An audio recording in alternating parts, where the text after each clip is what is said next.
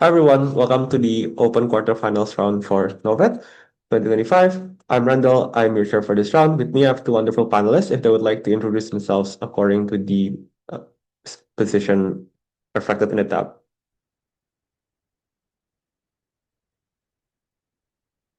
Nafisa?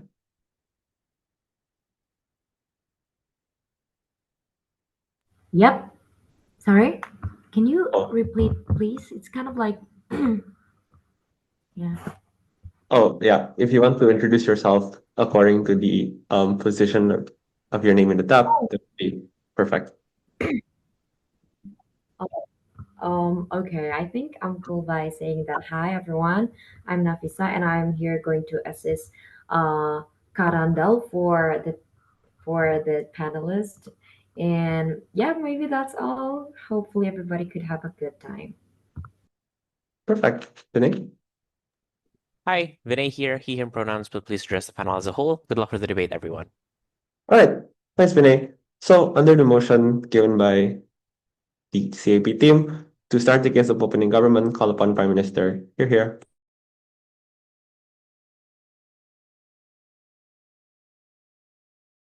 Hello, Cek, am I audible? Yep, clear.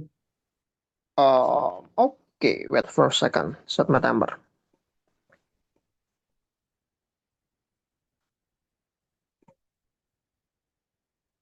For POI, just unmuting yourself because I never see the chat box. And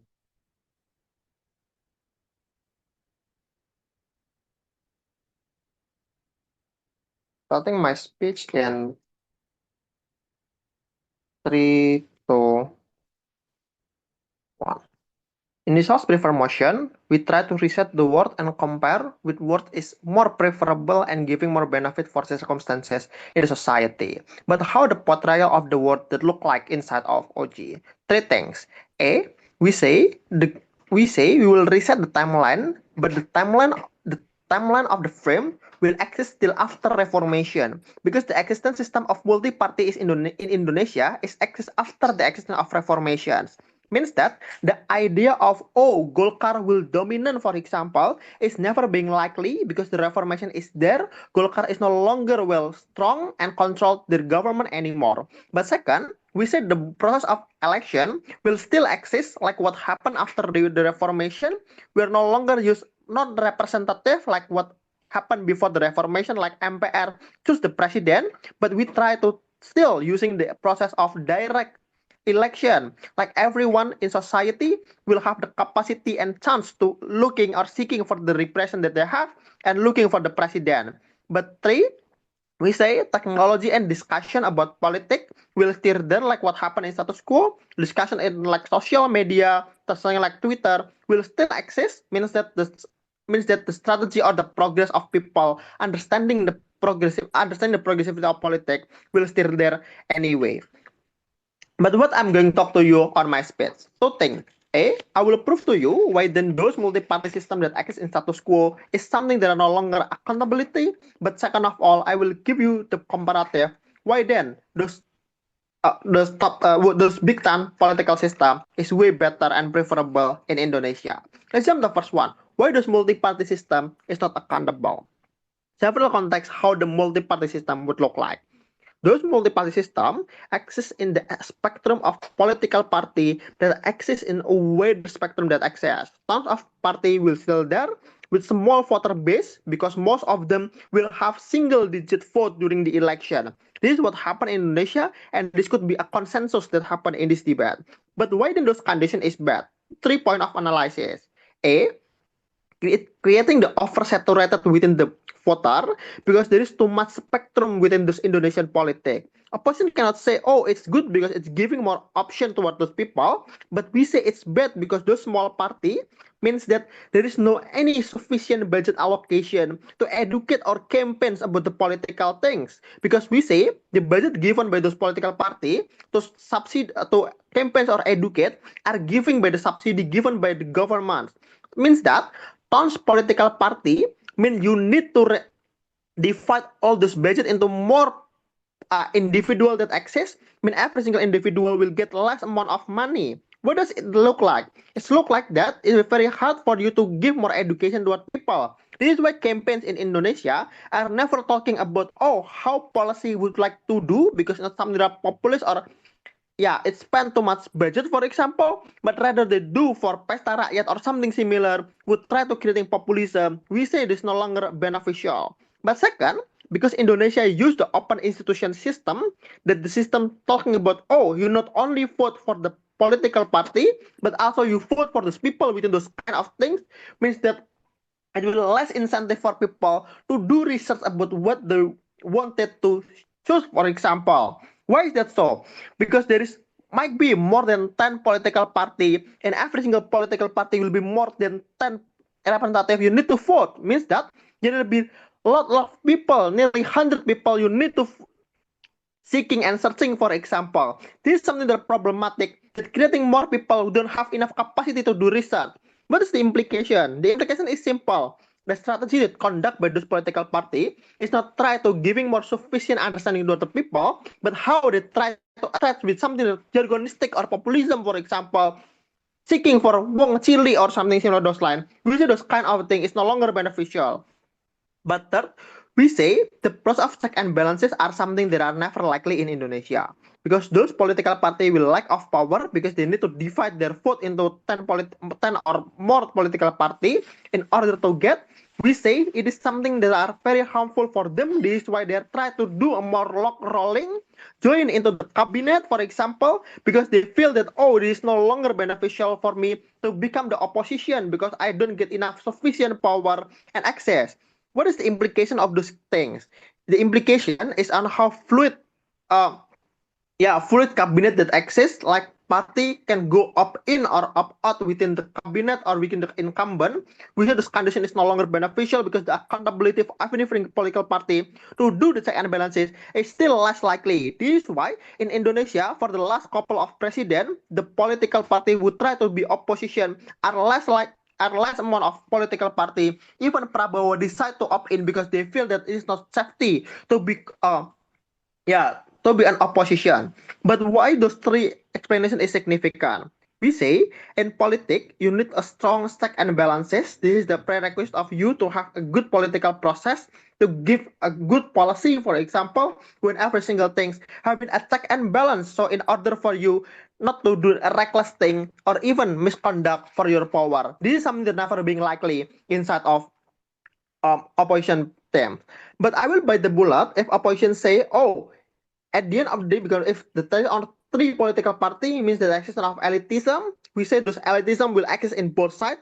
This is what happened even in status quo. We vote for Gibran, for example, there are very elitism. The one who own the political party is still the elitism. We say there is no any comparative. Why elitism will losing? But what is the comparative? I think the comparative two things. Instead of OG, you will have more bigger resources because this budget will only divide the three political party.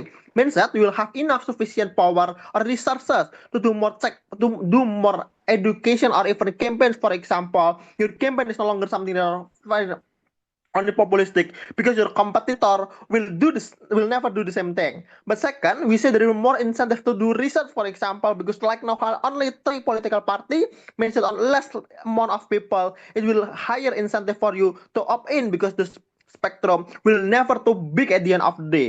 The implication is simple. We say there will be more better process of politics because those political party is not afraid to be opposition. This is what happened before the reformation when P3 is still exists, when PDIP still exists in opposition, which this condition is more beneficial. But how I raising this argument why is important?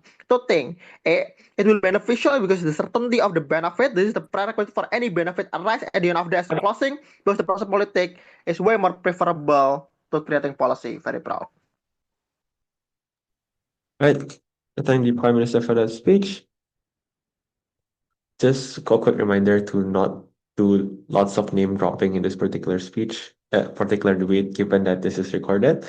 But to continue the debate and also to start the case of opening opposition, call upon leader of opposition. Here. Hello, am I audible? Yes. Hello? All right. So for PI preference, you can just unmute your mic.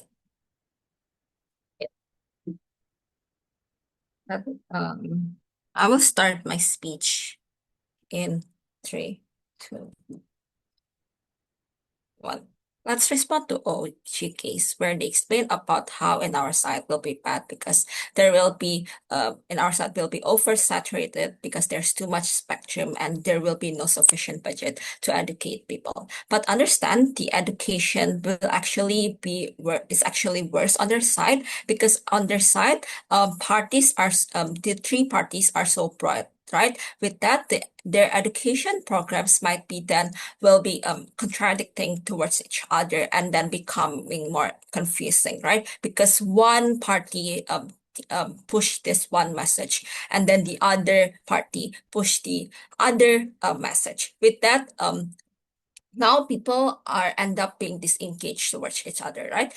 But in our world, with more like smaller parties, budget may be divided, but it is more targeted, right? So we've been on this about education because there's more clarity, right? And also about like they explain about the open system, about how there will be less incentive to educate themselves because there are too many people to vote, right? But understand on their side, they will actually reduce the incentive more because they will then feel if you already inside the dominant umbrella, you then you don't then feel the need to then educate yourself because then you just like rely on like the what inside the party, right? And then but in our side, you will then try to differentiate yourself because there will be more competition, right? So yeah, in our side,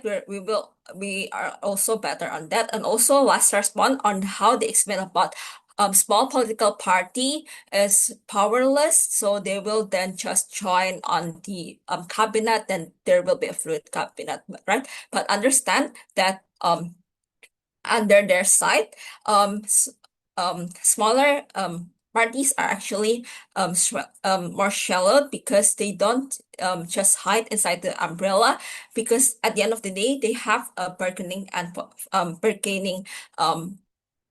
possession also, right? Because and we also then have more accountability, and I will then explain that in my argument. So before that, I will move on to our setup on how does this status quo look like in our side. This looks like there is no political dynasty where there is no political dominance, a dominance that was pushed unfairly by Suharto and his corruption regime, right? In status quo, we want smaller parties to have more voices, and this can only be done when you distributed power more equally. This means political parties that talk about women's policy to have better marriage law, to have better law protection, are able to have more voices and influence.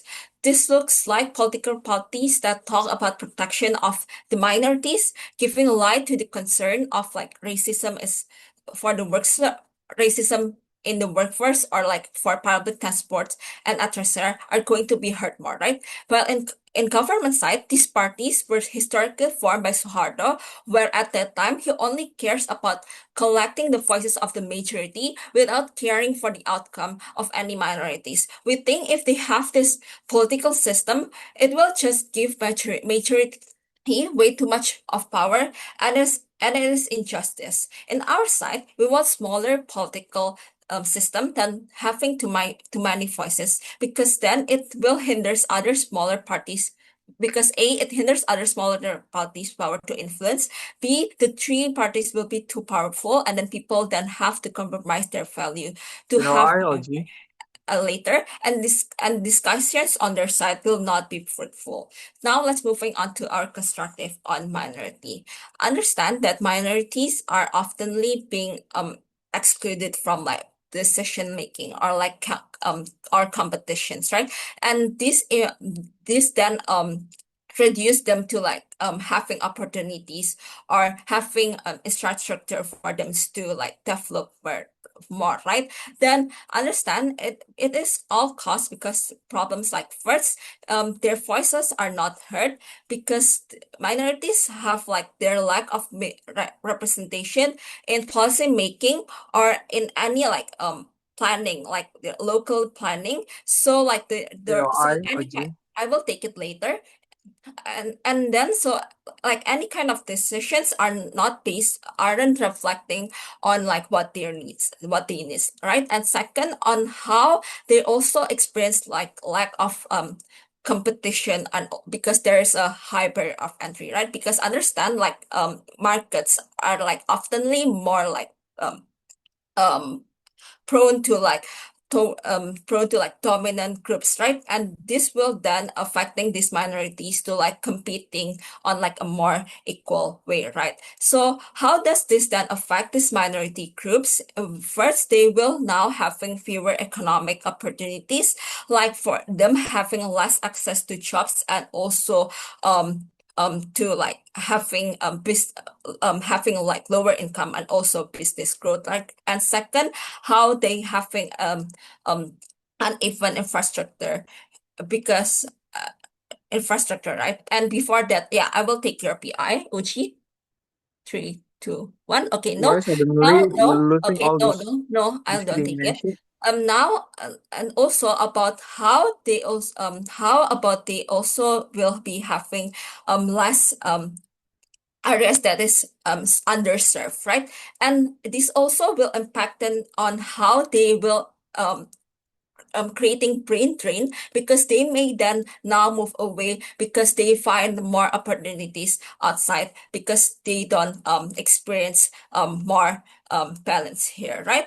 And understand it is all costs because there's like a bias of like centralization or ethnic, and also basically on how all of these are concentrated in dominant regions, or because they experience disadvantage because they are a part of a particular ethnic group, right? And in our side, we win because we solve this, because we push to you that there are no overwhelming strong power, and with that there will be more check and balance, because there's a principle of democracy in our side, and democracy can only be achieved when people can show their voice without being shadowed by the stronger power, without oppose. I thank the Leader of Opposition for that speech. Just a quick reminder, please be mindful of the time in which you accept POIs, and if you choose to accept POIs, please be mindful and give the speaker to take 15 seconds for said POI, given that you already take the time to allow them for POIs, if that makes sense. I think that's all for the quick announcement. To continue the case of opening government, call upon Deputy Prime Minister. Here. Hi, am I audible? Yep. Okay. Ya, kalau misalkan ada something sensitive, I'm so sorry. Oji round 1. Maaf ya. UI chat starting my speech in 3, 2, and 1. This house prefers a world motion, meaning that we are not talking about changing Indonesian political system. So I do not understand the idea of Soeharto will and their crony will exist under our side and still have power under our side, because the reformation still exists anyway under our side of the house. So changes in political party and political system, the diverse participation about reformation and Habibie era will still exist anyway under our side of the house. The changes that occurring in 1998 will still exist. So the differences is there is still just a 3 political party, but how those people see those political party and how the reformation about KKN, KPK, and other check and balances that opening opposition explained earlier will also exist in our side of the house. So I don't see any exclusivity as to why you have to buy their cases. But let's engage to the one and only their argumentation about their negative cases, about this will give so much harm because there is no representation and will lead to like political dynasty that exists in the status quo. First, I don't know why this is something that merely true, because Jokowi under their style is still exists anyway. PSI is small political party. They have similar ideology like PDIP. That's still like have a political dynasty. So I don't see why the political dynasty thingy will eventually disappear under the rest of the house, because mind you, judges, political dynasty is part of Indonesian democracy because we are living in a feudalistic era, meaning that in most of the house, political dynasty will exist anyway. But the moment you switch and you have a three political system, it is eventually better because you have wider variety of representation inside your party. Meaning that in order for you to get a lead in those party, you have to be a best a best candidate for change the political party or change and have the same ideology with the political party, not in the rest of the house. If those political party, the small political party in the rest of the house is made for like one family, like Democrats for example, the representation and the line of successor will always be in like line of SBY, for example. In our side, if there is just three political party, PDI, P3, and Golkar, the one who will get elected to the office and being the chief of this political party will be the most meritocratic one, exactly because there's wider variety of people that opt into this political party, make the change and balances not only big outside of the political party, but also inside those political party. But what I will explain to you, judges, we will explain to you the explanation about how this will get more not just participation. This is my argumentation, but why the meaningful participation will exist under our side of the house. Why this argumentation is very important. All other responses will be integrated to my argumentation. Two reasons here why this argument is very important. Way first, we will explain to you the context of Indonesian politics right now and the current climate of Indonesian politics. So all the analysis that coming from closing government later will continue to analysis, give credit to us. But secondly, then we will prove to you why in the very worst case scenario, when the meaningful participation is lesser in our house, why this is still okay, engaging to opening opposition and preventing closing opposition to enter to this debate. Let's see the context of Indonesian politics right now. Ilham already a very good explanation on explaining how Indonesian politics look like. But let me identify the characterization of Indonesian participation that never actually been explaining in opening opposition. Judges, Indonesian participation right now is very oversaturated and very regressive towards minority. Meaning that yes, participation exists, but there is no meaningful participation because those voices of minority never take into the accountable since the very get-go and never counted inside of the political party. And because those political party right in the status quo right now think that this is not important because they have already a political party that cater to their forces. We say to you, this big political party will have an internal check and balance mechanism that exclusively exists if this political party has a wider variety of wider range of like political ideology. Why? First, Indonesia have a very simple ideology form since the very get-go. Indonesia use Pancasila, for example, for its ideology, meaning that it's different from US and UK that have wider variety of topic and discussion regarding ideology. Indonesia really just have three key characteristics. First, socialism. Second, ultra-religious Islamic conservatism. Third of all, nationalism and pro-establishment. This is completely debunk the idea of wider representation that exists in OO. Because the current climate of Indonesian politics right now, Indonesian politics right now, such things is already been catered in our side of the house through PDIP, P3, and our side of the house, and even better. Because when you have the big three political parties that exist would have different ideology, first, you can allocate your resources more meaningfully and more efficiently. Because this political party cannot have to compete with variety of political party that is in the status quo. Means that if you want to have campaign, you have a more efficient and effective campaign because you have more resources to allocate is the very get-go. But secondly, then those resource allocation will be most likely personalized towards those communities that marginalize the status quo. Because right now, there are more incentive for them to cater towards this marginalized group and community. What is like to happen? Several reasons. First, they want to cater as much as food as possible in order to win the election. But the differences right now is, in order for them to win, they have to cater as diverse as voter as possible. This is completely debunk the idea that coming from OO. Because even if P3 is ultra-conservative party, they will most likely try to cater to wider variety of Muslim like NU or Muhammadiyah, because if they are not catering towards the community, most likely their voters will go to more moderate and nationalist party like PDIP and Golkar is a very get-go. This is crystallizing the benefit that coming from Ilham earlier, because the problem with diverse representation, the representation is not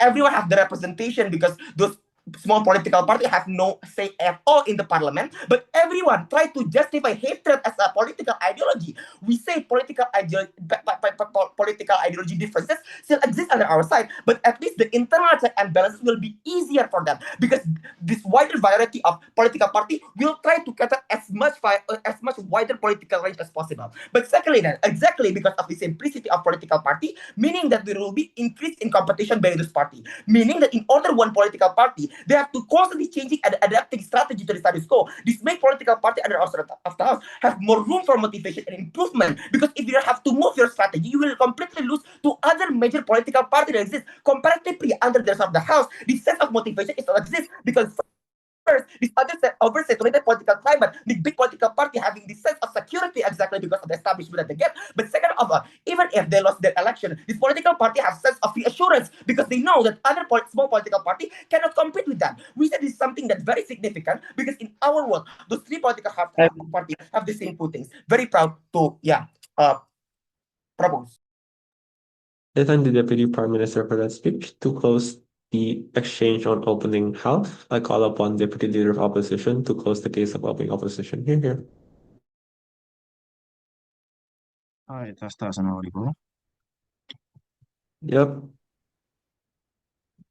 Okay. Wait, yeah, I'll take one from closing. You can just unmute. Yeah. I'm gonna start my speech in 3, 2, 1. A quick clarification. Even in your preferred world motion, you have still a political fusion where you have to include and make a lot of people opt into your party as the dominant party. It means it probably will mean that majority will still control the outcome of people inside of your, political party of those three fusion. And because they want to cater to people of Indonesia, so they have to, for example, most likely they're, the people inside the party is still going to be the majority of people anyway, exactly because this is a fusion and they have to cater to everyone in Indonesia, right? So I think even if they reset the world, I still think Angie's argument about why we do not want a dominant party to catering to the majority way too much still stands, and we want to prioritize minorities because I think those people are the more likely are the vulnerable actor in this debate, right? But before that, I'm gonna establish why minority so much important to be focused on. Even if we have to take the bullet where we are catering a bit much to them, I think it's still fine. Why minorities, small parties are quite important. I think this is because number one, majority have already taken control of things that is not political, other things, right? For example, in a school setting where usually the majority control what is accepted and what is not, or this looks like media, for example, usually those are controlled by the majority too. Whether or not like certain message can be passed is controlled by majority because, well, they have the more influence and time over environment like power, right? So that's why they already have control over all of these things. But lastly, the majority also historically have had their voices heard more and therefore are able to have the time to have policy that is given and made for them, while minorities in the past and historically have always been sidelined because they are seen as less important. I think this is fair then if we want to focus on smaller parties. And this is why I think this debate should be talking about how we are able to help those smaller parties instead to have their voice and to at least put them in a better position, right? I think in opposition, we are able to put them in a better position. And if we are able to do this and with that established like framing and why it's important, I think if we are able to prove small parties are better, I think we can win this debate. So how do we achieve this? I think smaller parties are better in our side because Angie has already told you that when there is one big dominant party, there is less competition and therefore there is no dominant force. The outcome in golf is when you have one dominant force, the barrier of entry is way too high because other parties are much more stronger than you. This means in government, if you, as a small party, if you have to compete and to have your voice heard and be somewhat represented, for example, to even have the chance of being represented, you have to compromise more. You have to collate with other parties. You have to work together with other, social movement to even have a chance to some kind of screen time. This, even if like you have to compromise, I think this is bad, right? Because by compromising, by like working with other people, there's still you have to compromise on a lot of your values to have to at least have the able to gather resource together. I think this is bad in status quo because I think there's two scenario here. Number one, where you work with majorities parties, where I think this is already bad because you probably will you need to compromise a lot, right? Because your value and their value is most likely going to be there's a lot of conflict of interest here. So I would say even if you have big capacity to do more with your resources, I don't think the message is still going to be good. But on the second option is you work with other minorities. I think in this case it's quite Yeah, hard when the problem is, for example, you have a lot of you have a dominant force that is going against you, because most likely your resource, even if you compromise each other, it's not going to be that good, right? It's not going to be able to compete with a dominant force. That's why if that's the problem, we just want to remove the dominant force so they are compete and they are able to voice their opinion, or at least voice their aspiration much better. I think in government what they try to tell you is that these are better off in their side because minorities do not really have any capacity, have resources to talk about, or for example, like to express their agenda. For example, we say it doesn't really matter. Our response to this is that it doesn't really matter if you increase your capacity in government, because you have to compromise your ideal way too much, because and minorities agenda is not going to be as good even if you increase the capacity. This is likely too because in government, when their alternative is to work with majority, the internal majority, I would say that gives the majority bigger party we have way more influence into like what smaller party can and cannot do. At the end of the day, they are able to have more ability to hijack these small parties and are able to filter your voice, for example. I think this is bad, especially internally, right? In opposition, I think we usually in the internal side, we are able to keep it safe, right? We are able to save the people. We are able to be a safe place for them, for example. Even if like, you externally, there's going to be like some opposition, I'll take you later, opposition, it's still much better because at least our main obstacle is just the external things. In their side, you control the internal agenda and you cannot really have a lot of flexibility on what you want. And most likely because this is like controlled by majority, I don't necessarily think the outcome of the agenda is going to be preferred for minorities, as most likely it's going to be majority hijacking those agenda, right? But before that, sure, POI.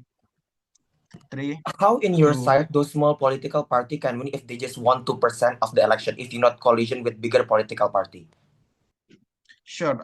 Yeah, sure. I'm gonna engage on that. So, what is the outcome in op? Number one, we have better safe places. So even if like we do not even so in the worst case scenario where we don't have the 1 or 2%, at least we are able to represent them. We are able to, for example, be a safe place for them, and this is already a net benefit in comparison to in government where they don't even feel represented. They feel like the majority hijack every single thing. I think this is already a single benefit because we are able to put at least some kind of catharsis to the people of minorities, and therefore yeah, I think that's already good. But second, I think this is better participation because now you have much more diverse, right? Because I think the prerequisite for you to participate in something is when these things are representing you. In government, because the majority decide what you can do and you cannot do, it means you are much more going to be filtered and most agenda is going to influenced by majority. I would say this is most likely not going to be represented to the minorities, and I don't necessarily think this is an incentive for them to participate. And this is quite bad, right? Because if participate, there are I don't think there's going to be any kind of check and balance. I don't think there's going to be any kind of policy that is good, and I don't think you are able to fulfill the principle of democracy itself. Say only by in our side when we are able to give like voices to much more diverse voices, we are able to cater and get all of those benefits. And I think we still have this benefit, right? Because it's not like in ours. I think in our side we still have like our people that we are catering to are minorities who are affected. We also still have politicians, and like what PM said, social media discourse still exists in both sides of the house. So I don't think it's charitable in their side to say that we legit have no people supporting us at all. I think we still have a chance. We are gonna give this power to minorities. I think this is much better for minorities proud to oppose. And thank the Deputy Leader of Opposition for that speech. That marks the opening debate. To start the exchange on closing half, call upon member of government. You're here. Okay, am I audible once again? Yep, agreeable. Okay. POI preferences. POI preferences through chat or raise hand. Do not do verbal, please. Mm,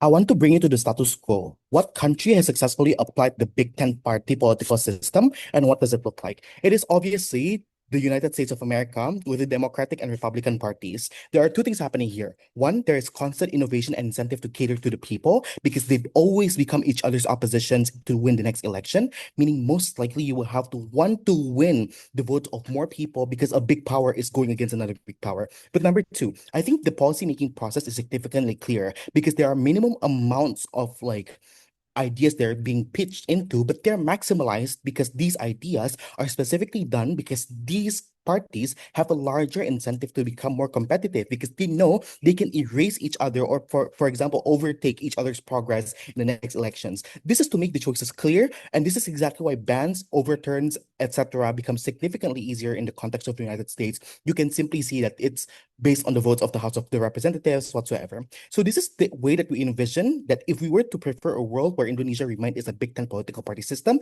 this is how the system is going to look like. I'm going to elaborate further into my arguments later, but this is an important comparative analysis or a parallel example because I think opening government never really explained to you what it looks like. So it's very hard to imagine. But number two, opening opposition also keeps on pointing out the idea that minorities will be hampered, but they never really explained why in status quo, which is the current issue, that's why we want to prefer a different world, minorities are already catered into.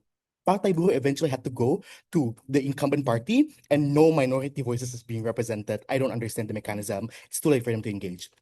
But let's see, right? CJ is going to enter into this debate and explain to you that exactly, I think Big Tent party political systems create a competitive political circuit. So how does a productive competition happen in politics, and why is a competitive political circuit important?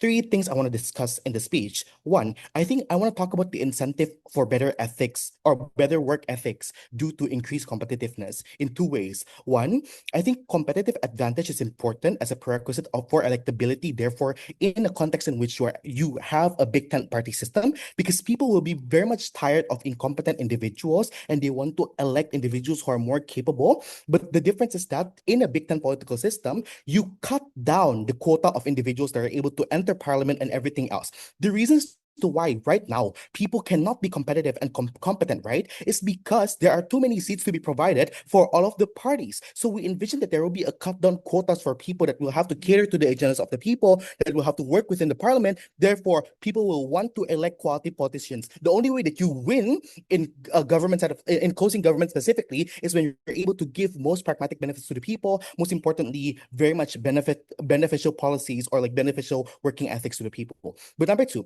I think I also want to talk about swing voters, right? Because voters will matter to elect party representatives, whether through legislative systems or executive systems, right? So most likely, there are different ways in which minorities and gray individuals will be catered to in closing government. Like political parties try to give back. They craft protection policies towards minorities and uncertain voters to win their vote because big power against big power means that the slightest vote matters. This is what always happens in the United States elections. This is why the case of opening opposition is not exclusive because they try to talk to you that minorities will exist and they will have to create their own party.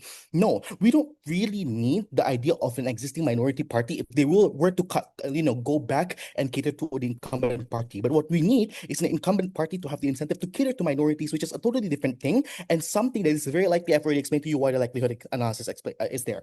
What happens in opposition? One, smaller parties do not represent minorities but want to cater to incumbent parties for power. This hunger will less likely exist in CG. But number two, you stay electing people who are dancing and singing in DPR while crisis still exists. But number two, I want to talk about accountable actors that are immediately clearer and easy to point out. This is a likelihood analysis that is missing in opening government because they start by explaining that, people can be accountable. Why and how? accountability is important when you want to have a working system, because you want to make sure that you are actively giving criticism to officers that are not working and are not doing their jobs. This is what OG tried to explain but had no likelihood in two ways. One, I think lesser members means that party members who will most likely sit in parliament, sit in powerful chairs, will be more obvious because they represent a clear political party. Like the reason as to why you can easily pinpoint or point out certain politicians in the United States who are problematic is because they represent a specific party, or you don't really have to look deeper into their backgrounds, but you look into the party that they're representing, and you, for example, tackle one, their capabilities, but two, their party, which then creates a whole discourse of accountability and the whole demand, because you can point out what's problematic and what specific component do you want them to be accountable of. But number two, I think there is a strong opposition coming from oppositional parties that are able to put perpetrators and problematic politicians to waste. The reason as to why Trump can win the current election in the United States is because Biden messed up big time. But the reason as to why Biden won before, in comparison to Trump in the previous election, is because Trump messed up big time. So this is the way in which they constantly overtake, for example, each other's positions. But this is exactly the reason as to why most likely they have the incentive to want to do better, especially because they don't want their progress to be taken away. These parties have a vision that they want a long-lasting policy to exist, so that's why they want to be accountable. In opposition one, you have countless political parties, different motives, different systems whatsoever, so you attract people from wanting to participate because they are overwhelmed with the information. But two, opposition will not exist due to the fact that bigger parties do not care about small parties because they don't feel threatened. It's different in closing government because big parties feel threatened in comparison to other big parties who most likely can win and have the voter base as well. But lastly then, I want to talk about the policy making process that will be significantly more efficient. One, I think what happens in closing government is that there is a concentrated vote and discussion mechanism that creates efficiency of policies.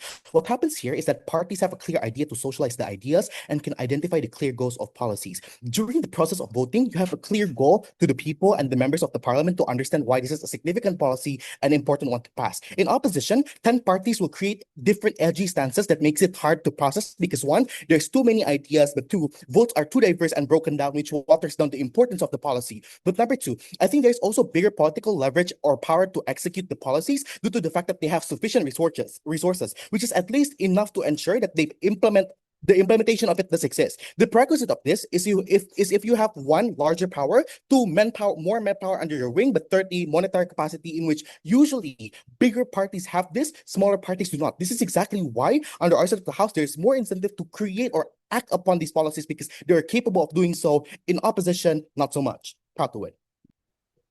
As I the member of government without speech, to extent of opening opposition, call upon member of opposition. Here. Uh, hello. Am I audible? Yep. All right. Hold on. Let me split my screen. POIs through chat. I will be monitoring chat.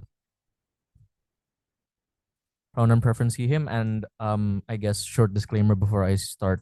I will be talking about, minority communities, rural areas, stuff like that. So, I do not intend to offend anyone. I will try to be as careful as possible within my speech. That being said, starting my speech in 3, 2, 1.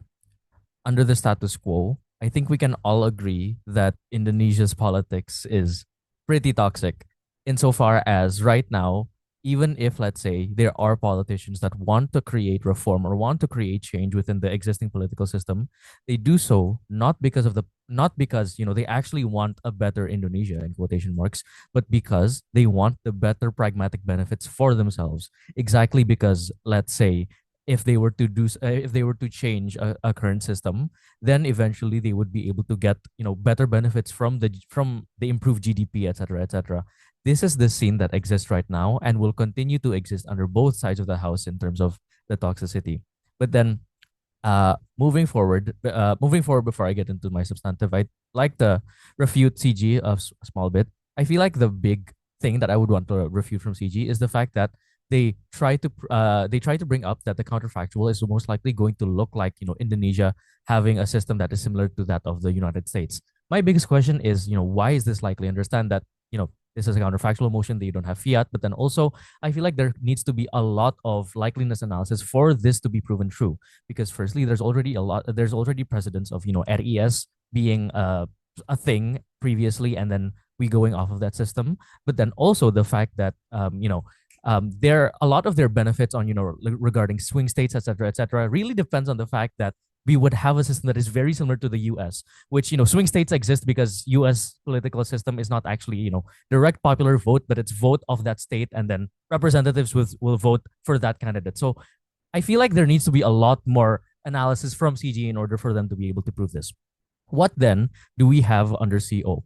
We're going to be proving two things. Firstly, on how the counterfactual looks like, and how the counterfactual looks aside the representation that the people in Indonesia are looking for, but then also secondly, how the counterfactual is more likely to stifle progressivism. So on that first argument, why do the people of Indonesia seek representation, and in what form?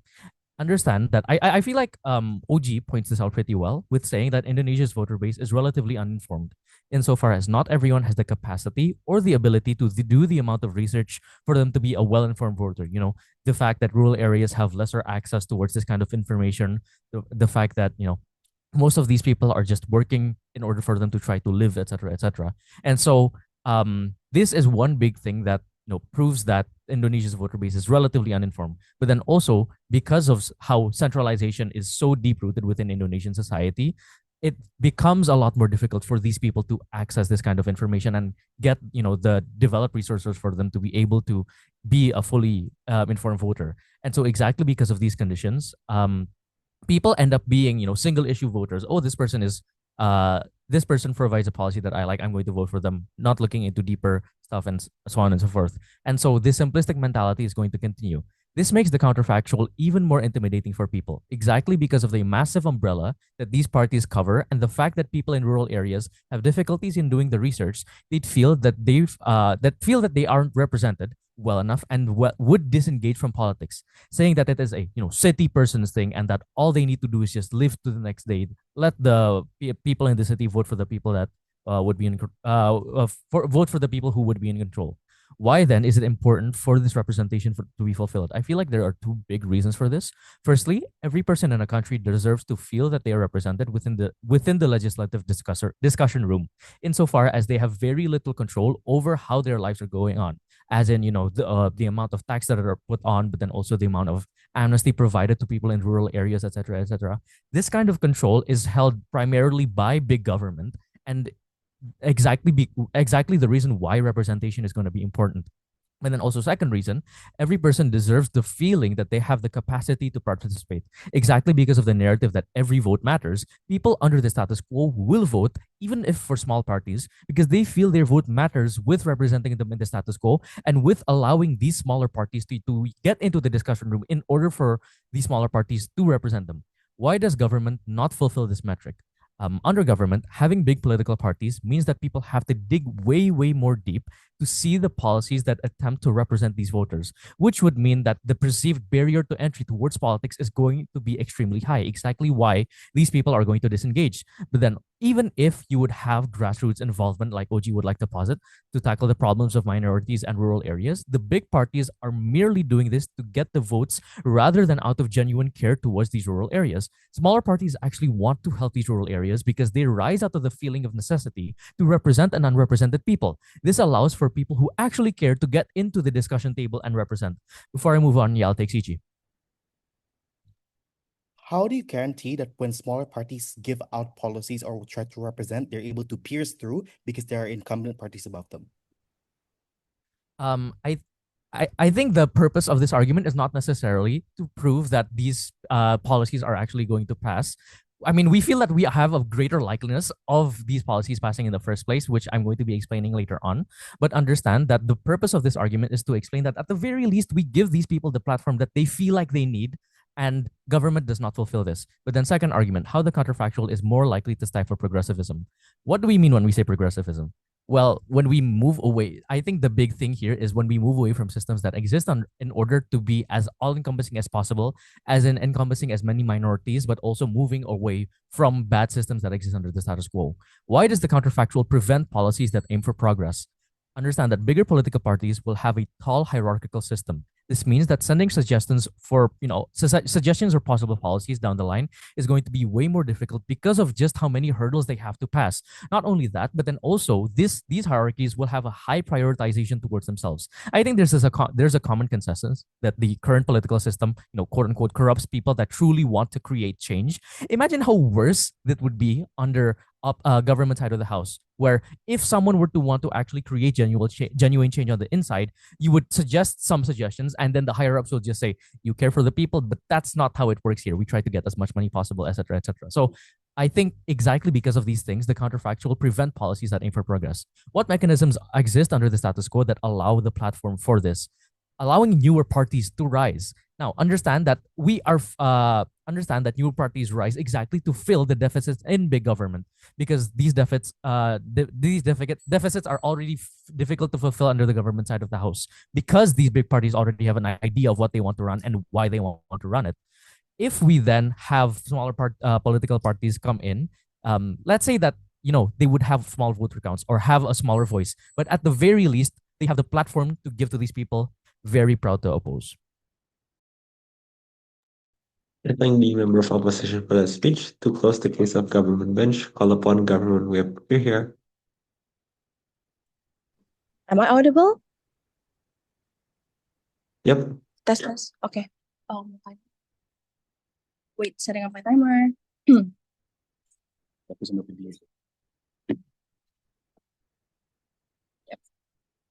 POI through raise hand. Do not unmute yourself. Starting my speech in 3, 2, 1. The flow of my speech will be very simple. First, I will briefly engage to opposition bench, and then I will weigh against opening government, as well as my explanation in the opening government weighing would be toppling down against the opposition bench also. So first, let's engage to the closing opposition. The closing opposition say to you that representation is better under their side because people are all savior complex, like they expect under the closing opposition that all people have the same idea to save and to vote for less popular party without necessarily giving the logical explanation on why do people have that kind of savior complex under closing opposition. Judge, notice that this is a very too good to be true argument and not the reality. Their principle only works if people are priorly educated that they know less popular party exists, which contradicts with their characterization to cater the people in rural area, right? So we don't understand how does the status quo looks like, and better than what Rizky has already explained to you regarding competitions and representations on our side, right? We don't understand why that's the case under closing opposition. But let's just simply move to opening opposition, right? The logic from opening opposition is simple. Smaller parties create no dominant power because they distribute the power equally. Barrier to entry is not going to be high, and that minority is being catered under their side. We say to you that it's all not true.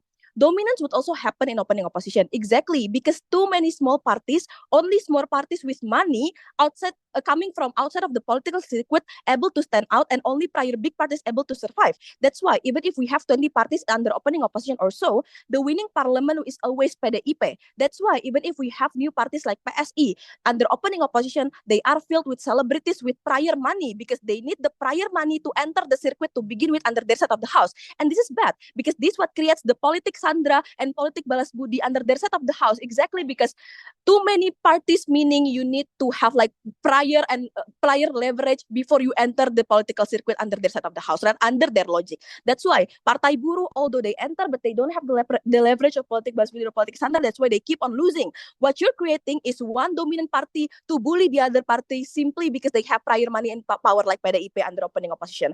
I think our explanation on Rizky on catering the swing votes, for example, and catering to as many people as possible stands out to topple down their minority argument. But moreover, opening opposition has no explanation either under the side of the house on how to gather the power under opening opposition, right? But then let's weigh against opening government, which all of the substantive explanation in this weighing would also engage with opposition bench as a whole.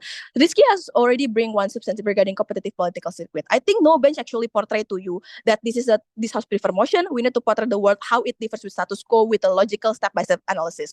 How does competitiveness look like on the outside? Seat in the parliament in the status quo is now based on quota under opposition bench. Exactly because too many people to vote, too many parties pushing to get a seat for themselves. That's why even if we don't need 270 people in the parliament in status quo under opposition proceed to widen the quota again and again just to appease to the pressure of many parties, because more parties meaning more pressure to get the seat and so on and so forth. That's why in status quo we suddenly have a lot of quotas for celebrities with questionable credentials like Giring Niji or Krisdayanti under PSI, for example, exactly because this is the kind of political pressure that exists in the moment you have many people engaged in the parliament, the moment you have many people like pushing for many smaller parties in a saturated power under your side of the house. The portrayal under our side is that that is different from OG, because OG explained to you that since there are limited parties, that party would have a wider variety of people to choose. No, we say that's not like it. The logical likelihood is that the fact that since we have to proportionally divide the parliament seats to the big three, the most likely the big three have the same degree of power, meaning we will give 33% for each party,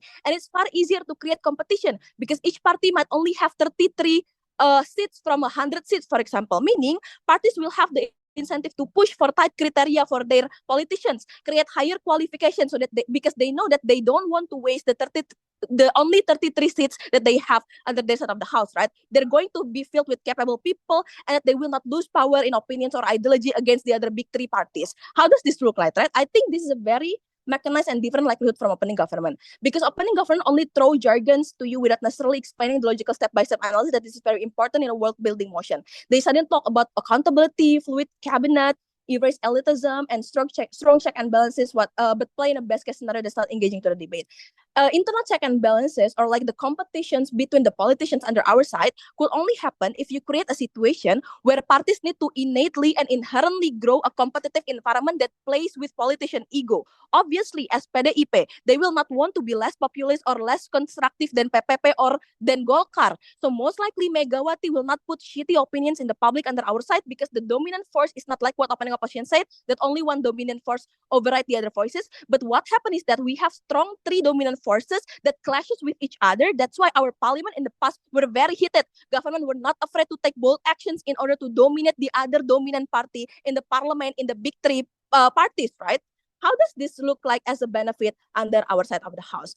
How does this look like in the real world? Right? Our benefit is very clear, at least better than opening government regarding the competition, but to the extent that it creates better function of representation for the people. Understand that this is not a debate about which side can gather or like grow more parties, because voices being heard is not mutually exclusive, as we have many parties in hand. That's why even in the US, Democrats and liberals have their own segmented and intersectional agendas, because Dems and Libs need to cater to the voices of the people that differ from the most people, right? Representation is going to be better through the policy making that Rizky has already explained to you, because the identity of the parties are not categorized but rather a spectrum. That's why even if you're a lib, you still have policies catering to libertarian economy, or even if you're a conservative, to some extent you still have environment agenda that's in line with, I don't know, the Bible, for example. So in Indonesia, the spectrum will look like PBB as a religious party would cater also to the common ground of the people in religious context, exactly because they don't want to be hated by the non-Muslims, for example, and push votes from non-Muslims to PDIP or Golkar and widen the margin of dominant power between the big three parties. PDIP, for example, as a people party, would not only focus on Java, but also to the swing votes, not swing states, by the way, swing votes coming from Sumatra or coming from Kalimantan, because they don't want to lose the swing votes and widen the margin of dominant towards the other big three party. Swing votes, the people in gray area are better catered under our side of the house because of this competitive likelihood that we have under cozy government. We're not talking about swing states whatsoever. But under opposition side, swing votes are overridden because one party only have one identity, meaning if a person feels like they don't fit in the party identities that is very saturated under your side of the house, they will not vote, or they will just blindly vote or whatsoever. That's why under our side of the house, in the status quo that is happening under opposition bench, many people are abstain during the political voting, right? To the point Rizky extends to you under our side of the house, that all of this is better when you populate resources so that you have more money, bargaining power, and manpower to represent the people. We win in this debate because we mechanize and we provide the logical gap that OG cannot provide in this debate. Very proud to propose. Thank you. I thank the government whip for that speech. To close the debate entirely, call upon opposition whip here. Check. I'm audible. Yep. Wait. Let me fixing my position. Hold on.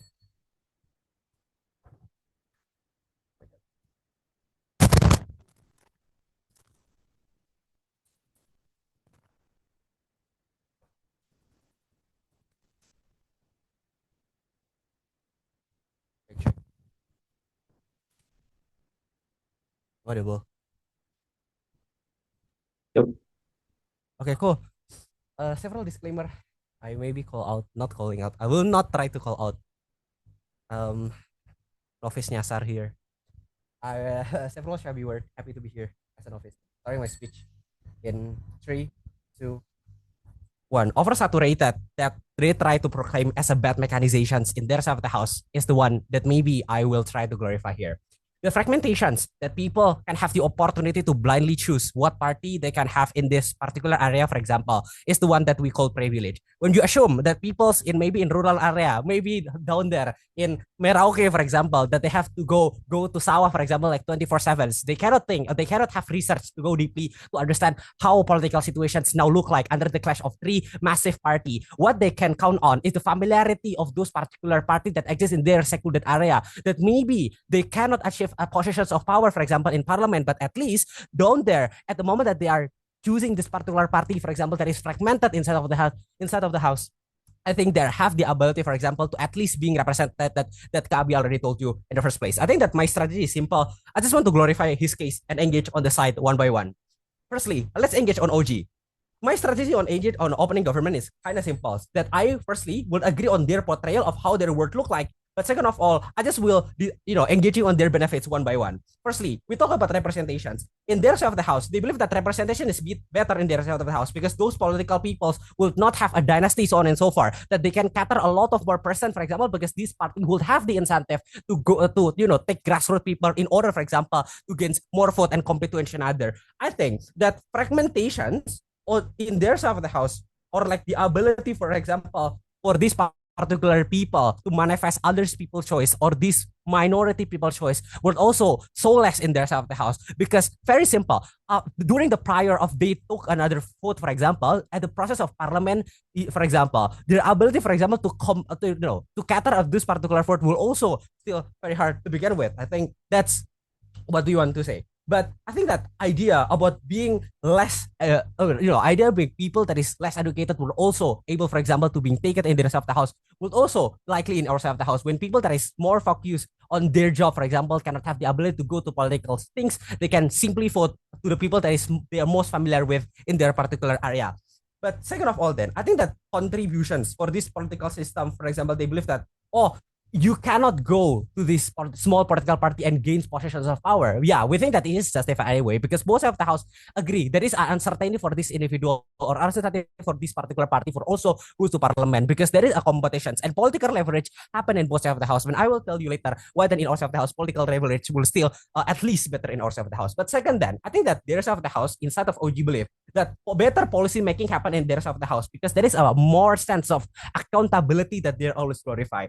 I will say, but exactly because your party is too big, there is no ability for them to hear the minority. Yes, they will cater a lot of person, but your party is too big, for example, to focus on the outside and idea of innovation, so on and so forth. Because inside of those political party itself, because it's so big, whereas the people has so much agenda inside of it, what's going to happen is inside politics that they are trying to gain in order, for example, to gain better hierarchy for those inside those big political that cause fragmentations, for example, will still happen at the end of the day. This is true because at the end of the day, collide political party that going into one still have a different agenda and different fragmentation inside of those particular party. Like PPW, for example, that still have Muhammadiyah and NU inside of it means that they also have a different agenda that they try to make a positions of power inside of it. Means that the ability for policy making, at least yes, they can create better because a lot of check and balance. But the prerequisite of that, but they should taking care about the inside politics first. But third of all, them they believe that check and balance and like power instability was